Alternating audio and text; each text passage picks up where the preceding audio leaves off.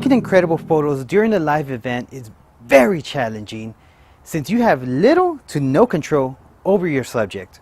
So how do we not just work around, but conquer this limitation? I'm Andres Perez, a photographer in San Antonio, and I love to shoot live events because although it is challenging, which is part of the fun, you get to capture authentic, once-in-a-lifetime moments that you cannot recreate. And I'll be sharing with you the strategies and techniques that I personally used on a recent photo shoot for a Mexican folkloric dancer so that you can capture the best moments during your live events, even if you're a beginner.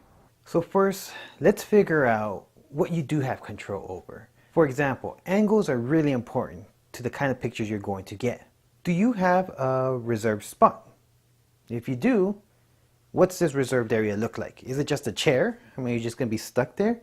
Is it a walking area so you can kind of go left to right, kind of get different pictures? Are you allowed on stage? Are you allowed behind stage? You know, is it on the balcony area? How much freedom do you have to move around so you can get the kind of pictures that you really want to get? These are things you got to figure out as quickly as possible, because if you don't have a reserved area, what are you going to do? Best thing to do is to get there early. Check out the location. Try to see which spot is going to give you the best view of what's going on. Maybe you can move around a little bit there. Maybe you can move up and down. I don't know. You got to figure that out for yourself. Now, lighting is super important to photography. So if you have access to either the event coordinator or the light technician, then you have a good amount of influence over the lighting. So this is asking for a certain type of lighting or asking for them not to use a certain type of lighting, depending on your style.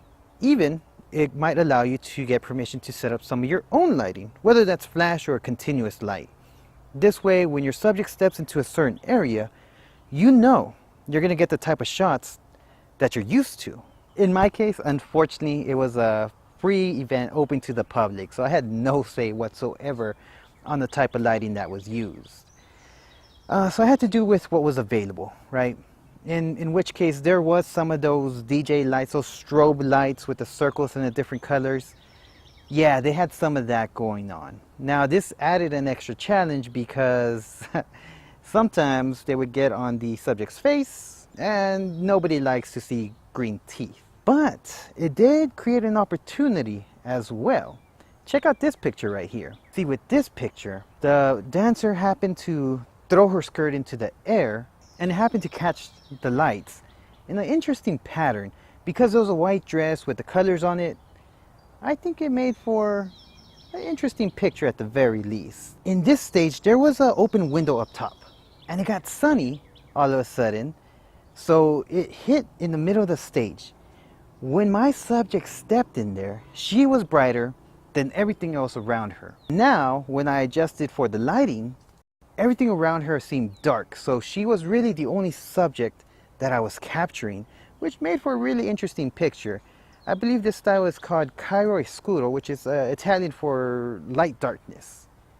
By the way, if you happen to live in San Antonio and you would like me to shoot your event, whether that's photography or videography, put it in the comments below or send me an email to videosbyandresp@gmail.com and we'll work something out.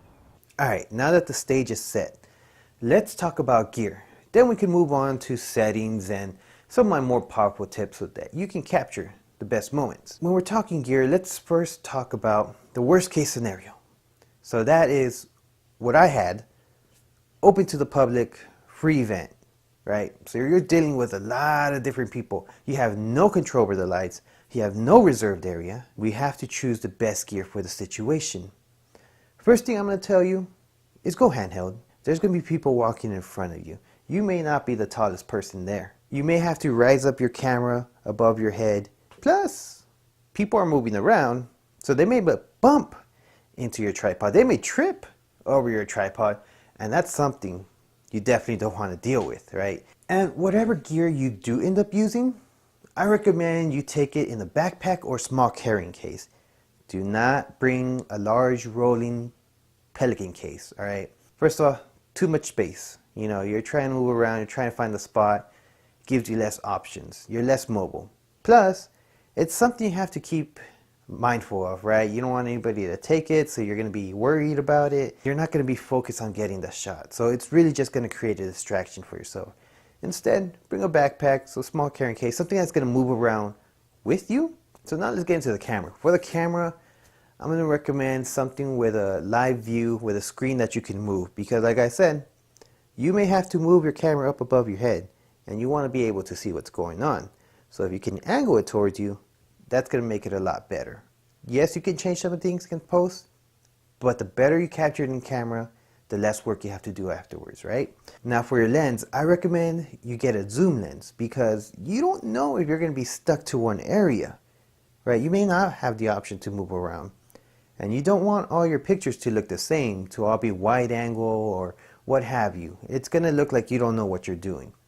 So the zoom lens is going to allow you to get those different kinds of pictures. Now, of course, the wider the aperture, the better the lens, just in case it gets a little dark and you don't want it to look grainy. But luckily, most of these events are well lit in that they're bright enough, right? So that's not something you really have to worry too much about. So I end up using this lens right here, the 55 to 250 millimeter length. Now this is a 4 to 5.6 aperture. So not the widest possible, but like I said, in these events, not too much of a problem, right? Of course, you don't have to get this lens. It's just an example. But if you are looking to get a new one, I'll put it below. I'm not saying that you should only bring one lens either. I would definitely recommend to at least bring one other. Something maybe like the 50 millimeter length, the prime. That way, after the show, or maybe before, you can get a nice headshot with a clean background. Manual versus auto. This is something that people like to argue about, whether or not you should ever use automatic settings and you should always be in manual mode, otherwise you're not a true photographer. I completely recommend you learn how to do everything in manual. Manual gives you full control over how your picture comes out. Gives you control of the ISO, the aperture, the shutter speed, and even white balance. You have full control over this. It comes out exactly like you want it. You can make artistic choices. It's kind of like learning how to drive a car, right? You know how to change the gears, you know how to stop and go.